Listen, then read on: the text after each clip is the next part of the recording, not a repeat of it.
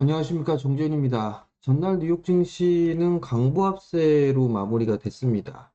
나스닥 시장이 0.4%대 상승으로 마무리가 됐어요. 다만 이제 필라델피아 반도체 지수가 0.7% 하락을 하면서 마무리가 됐습니다. 인공지능 쪽에 있어서의 버블이 끼었다, 이런 얘기들도 있었습니다. 그러면서 반도체 기업들이 하락을 해주는 그런 모습들을 좀 보였었고요.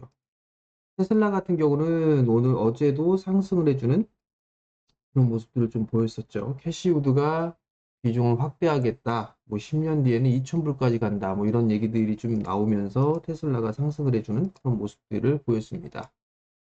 최근 들어서 한국 시장을 좀 보게 되면 좀 답답한 그런 모습들이 나타나고 있는 그런 상황들입니다. 정치적인 불안감 이런 부분들이 좀 있는 것 같아요. 정치적인 불확실성, 그리고 또한 부분들을 좀 살펴보게 된다면 관세, 이 부분들의 영향으로 시장은 조금 불안정하게 진행되는 게 아닌가라고 보여집니다. 결국 이 부분들에 있어서 영향을 직접적으로 받는 부분들은 환율이겠죠. 다행히 어제 환율 같은 경우는 음봉으로 좀 밀리는 그런 모습들이 나타나고 있습니다. 환율에 대한 추이를 좀 보셔야 돼요. 1470원에서 이 75원짜리대를 넘어가게 되면 변동성이 좀 나올 수가 있는 그런 상황들입니다.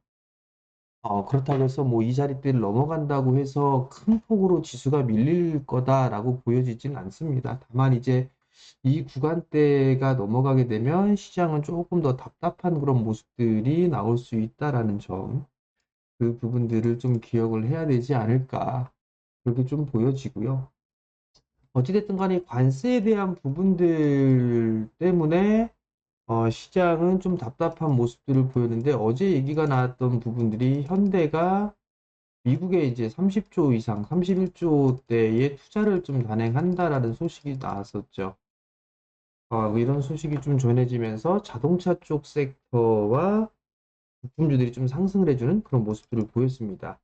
일단 현대 쪽을 좀 보게 되면 철강 쪽도 투자를 할 거고요. 자동차 쪽도 투자를 하는 그런 사항들이고요.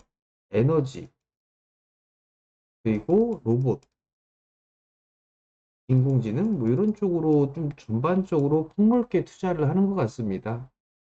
이 부분들이 현대 쪽에 있어서는 긍정적인 이슈로 작용을 하는 그런 상황이 아닌가라고 좀 보여집니다. 반대로 이제 현대 정의선 회장 같은 경우는 미국 쪽에 좀 투자를 하고 있는 그런 상황들인데, 이재용 회장 같은 경우는 중국 쪽으로 좀 방향을, 일단 중국 쪽에 출장을 가 있죠. 요 부분들이 어떻게 될지는 좀 지켜봐야 되지 않을까 싶습니다.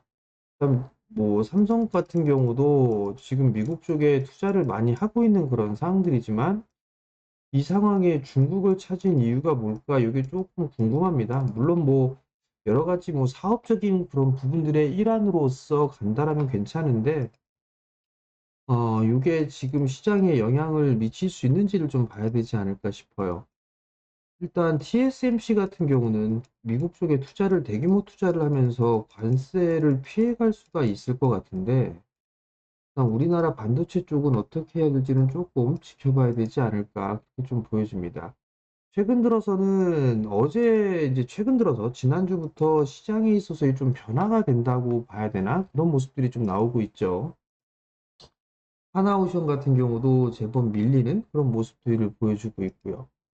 하나 우주항공 쪽에 있어서 하나에어로스페이스라든가 한국항공우주, 현대로템 이런 기업들도 밀리는 그런 모습들이 나와주고 있죠. 하나 엔진도 마찬가지고요. 그리고 하나 시스템도 마찬가지로 차익 매물이 좀 추세가 되고 있는 그런 상황들입니다. 슬슬 좀 기사가 좀 나와주곤 있어요. 목표가보다 주가가 높다. 목표가보다 지금 주가가 높다. 이런 식의 얘기들이 좀 나와주고 있죠. 결국은 좀 제법 올랐던 부분들이 있었기 때문에 지금 월봉 차트를 보더라도 이격이 너무 과도하게 벌어져 있는 그런 상황들이에요. 그러다 보니 쉬어가는 거는 당연한 그런 상황이다. 그렇게 좀 봐야 되지 않을까 싶습니다. 일단 뭐 쉬어가는 구간으로 좀 봐야 되지 않나 그렇게 좀 보여집니다. 뭐 레인보우 로보틱스도 최근 들어서는 좀 제법 밀리는 그런 모습들이 좀 나왔었죠. 여기에서 바로 이렇게 쫙 밀리는 것보다는 어느 구간대에서 이런 식의 반등 시도가 좀 나올 거예요. 반등 시도가 나온다라면 이런 종목군들 같은 경우는 한 차례 매도를 하고 난 이후에 다시 봐야 되지 않을까 그렇게 좀 생각이 듭니다. 그러면 여기에서 이제 새로운 종목군들을 좀 봐야 되겠죠? 그럼 뭐 여러 가지 좀 섹터가 좀 있을 겁니다. 일단 우크라이나와 러시아 뭐 이 부분들에 있어서 이제는 조금 그 부분 휴전 뭐 이런 부분들이 결과물이 좀 도출이 되고 있는 그런 사항들이죠. 흑해 쪽에 있어서의 휴전 그리고 에너지 사설 공격을 중단하기로 합의했다라는 이런 소식들이 좀 나왔었죠.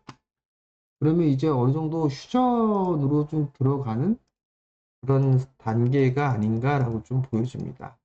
그럼 여기에서 수혜를 좀 받을 수 있는 그런 부분들이 무엇일까? 이걸 좀 찾아봐야 될 것 같은데, 대체적으로 좀 보게 되면 재건주들의 흔들이, 얘기들이 좀 많이 나와주고 있는 그런 상황들이죠. 그러면 과연 이게 두산바켓이라든가, 뭐 HD 현대건설기계, 현대해부다임 이런 쪽에 수혜를 받을 수 있을까? 물론 수혜가 받을 수는 있겠죠. 그렇지만 좀 제한적이지 않을까라고 좀 보여지고요.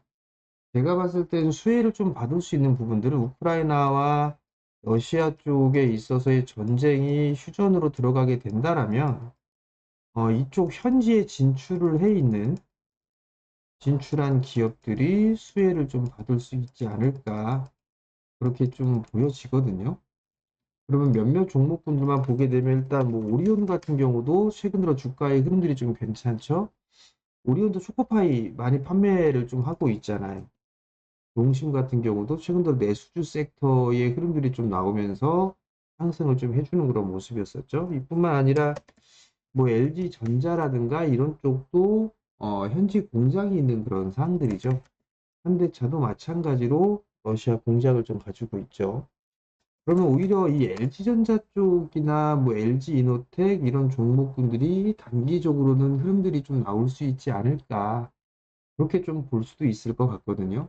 그렇기 때문에 이런 쪽의 주가의 흐름들은 조금 확인을 해봐야 되지 않을까. 그렇게 좀 보여집니다. 그리고 이제 섹터의 변화가 생기게 된다라면, 그 다음 섹터는 무엇이 될까? 이거를 좀 고민을 해봐야 되지 않을까 싶어요. 그렇게 되면 여전히 2차 전지 쪽에 대한 종목군들, 그리고 제약바이오 쪽에 있어서의 종목군들이 좀 되지 않을까 그렇게 좀 보여집니다. 제약바이오 쪽, 2차 전지 쪽의 종목군들은 대부분 다 많이 빠져 있는 그런 상황이에요. 그렇지만 제약바이오 쪽 섹터는 조금 갈려 있죠. 많이 올라가 있는 종목군들이 있는 반면에 올라갔다가 많이 빠져 있는 그런 제약바이오 섹터들도 있죠. 이쪽을 선택하는 것보단 이쪽을 선택을 하는 게 조금 더 유리하지 않을까 그렇게 좀 보여집니다. 특히나 미국 쪽에 있어서 해 있는 그런 기업들이 좀 더 유리하지 않을까 그렇게 좀 보여집니다. 2차 전지 또한 마찬가지예요. 개인적으로는 어찌됐든 미국 쪽하고의 협업을 할 수 있는 이런 섹터 업종군들이 중기적인 상승 추세가 이어지지 않을까라고 좀 보여지고 있거든요. 뭐 대체로 2차 전지 쪽도 마찬가지일 것 같고요. 그리고 이제 반도체 쪽도 들어갈 것 같은데 요거는 관세에 대한 부분들을 좀 풀어야 되지 않을까. 그리고 그 원자력 쪽도 포함이 되지 않을까라고 좀 보여집니다. 그리고 LNG 쪽도 마찬가지로 들어가는 그런 모습들이 되겠죠. 이들 섹터들이 아무래도 미국 쪽하고의 협업을 할 수 있는 그런 사항들이기 때문에 여전히 이쪽 섹터들을 좀 중기적으로 관심을 가지고 봐야 되지 않을까 그렇게 좀 보여집니다. 그리고 제약 쪽 같은 경우는 많이 빠져 있는 그런 종목군들이 좀 제법 많죠. 그런 종목군들을 중기적인 관점으로 보면 좋지 않을까 싶어요. 최근에 셀트리온 같은 경우도 미국 진출에 대한 얘기들 좀 나와주고 있죠. 셀트리온 같은 경우 주가가 많이 못 올라가 있는 그런 상황들이잖아요. 뭐 이런 쪽 나쁘진 않다라고 좀 보고 있고요. 그다음에 녹십자 같은 경우도 미국의 CDMO 그쪽에 사업을 하고 있죠. 공장을 좀 갖추고 있는 그런 상황들입니다. 그렇기 때문에 이들 쪽도 마찬가지로 좀 봐야 되지 않을까. 삼성바이오로직스 같은 경우 주가가 견조한 그런 모습들을 좀 보여주고 있는데 요 61선에서 121선 요 사이는 매수관 쪽으로 좀 봐도 좋지 않을까 그렇게 좀 보여집니다. 그 이외에 뭐 유한양행이라든가 이런 기업들이 괜찮지 않을까 싶어요. SK바이오팜도 마찬가지일 것 같고요. 많이 밀렸죠. 이런 종목군들을 좀 관심을 가지고 보면 좋지 않을까 그런 좀 생각이 듭니다. 이제 다음 주부터는 공매도가 좀 재개가 됩니다. 공매도가 좀 재개가 되고 있는 그런 상황들이기 때문에 이격이 과도하게 벌어져 있는 그런 종목군들은 좀 조심할 필요가 있다. 그 점을 좀 말씀을 드리고 싶고요. 그리고 이제 어닝 시즌으로 좀 들어가죠. 그렇기 때문에 실적주들, 실적주들을 관심 있게 볼 필요성은 있을 것 같아요. 이 어닝 시즌에서는 기관 쪽에서 매수하는 그런 종목군들이 좀 괜찮더라고요. 수익률적인 측면이. 그렇기 때문에 기관 쪽에서 매수를 해주는 그런 종목군들을 좀 관심을 가지고 보면 좋지 않을까. 그 점을 좀 말씀을 드려보도록 하겠고요.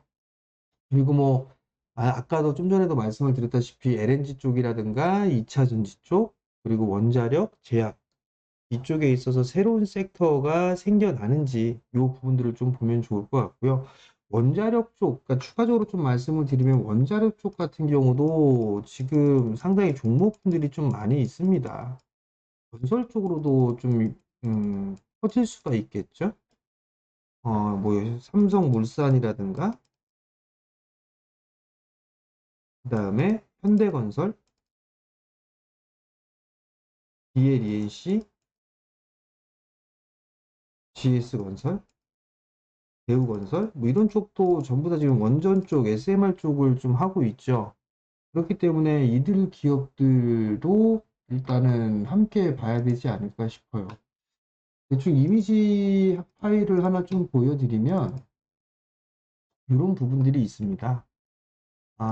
여기서 보게 되면 지금 미국 쪽하고 협업, 뭐 SMR 쪽에 있어 사업을 하고 있거나 그런 부분들을 보게 되면 여기 일단 대충 다 나와 있죠. 삼성물산, 두산, GS에너지, 그 다음에 현대건설, 한국조선해양, SK 뭐 이런 쪽이 있어요. DLNC 이런 쪽이 좀 있죠. 그렇기 때문에 이런 기업들이 전부 다 SMR 쪽이나 원전 이쪽을 하고 있는 그런 기업들이잖아요. 그렇기 때문에 이런 쪽의 종목들도 한번 관심을 가지고 볼 필요성이 있지 않나 그렇게 좀 보여지니까 그 점 좀 참고를 하시고 대응을 하셨으면 좋겠습니다. 오늘 체크해야 될 부분들은 여전히 환율이에요. 여전히 환율 1470원 넘어가면 경계한다라는 거. 그리고 지수가 조정을 받는 그런 모습들이 나오게 된다라면 매수의 기회로 삼을 수 있다. 매수의 기회로 삼을 수가 있는 그런 상황들이고 어제 종가 기준으로 PBR이 0.91배입니다. 0.91배 수준이거든요. 그렇기 때문에 추가적으로 21선 이하로 밀리는 모습들이 나오게 되면 요거는 매수에 대한 기회로 삼으면 되지 않을까 이렇게 좀 보여집니다. 지수가 밀린다고 해서 너무 불안해하지 마시고요. 조정을 좀 받게 된다라면 평소에 매수를 하고 싶었던 종목군들 좀 매수하시면 될 것 같고 그리고 좀 손실 중이다라고 하게 되면 좀 더 참으면 그래도 괜찮지 않을까 싶습니다. 자, 오늘도 성공 투자하시고요. 그리고 영상을 보시면 좋아요도 눌러주시고 구독 신청 부탁드리도록 하겠습니다. 그리고 그 이외에 지금 보게 된다라면 뭐 여러 가지 부분들이 좀 있는 그런 상황들이지만 밴드 쪽 하단에 보게 되면 밴드도 좀 운영하고 있는 그런 상황들이니까 이쪽으로 오셔도 많은 도움이 될 겁니다.